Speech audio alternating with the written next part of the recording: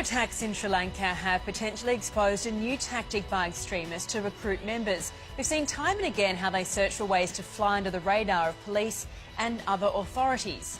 Now, the Sri Lankan suicide bombers seem to have successfully done that. They were wealthy and educated. One of them even studied at Melbourne's Swinburne University before leaving Australia 6 years ago. It's painting a worrying new picture about who's being recruited by the extremists.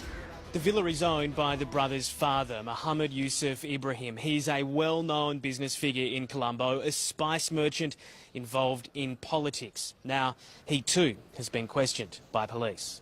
7's Hugh Whitfield there doing a great job reporting from Sri Lanka all week.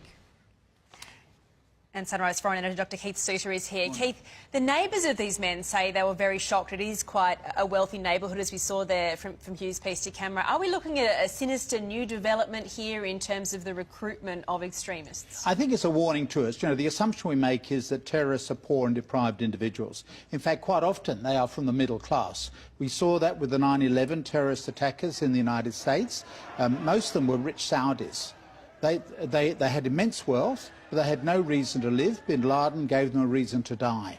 And this is the challenge that we face, because this recruitment is going on amongst all levels of Islamic youth, young and you know, into the early 20s, but also rich and poor. So it makes the job of detection even more difficult. It also makes it so fascinating, doesn't it? The level of brainwashing that must take place on people that you would think might be able to resist it.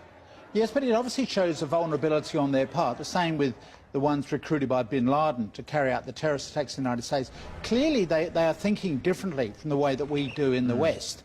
And they look forward to their death in a suicide attack as a form of martyrdom and dying for a greater cause. This is something we have great deal of difficulty. I remember this. I was broadcasting on 9/11 on this station, and you know, getting people to understand that there are people who are willing to commit suicide for a political cause.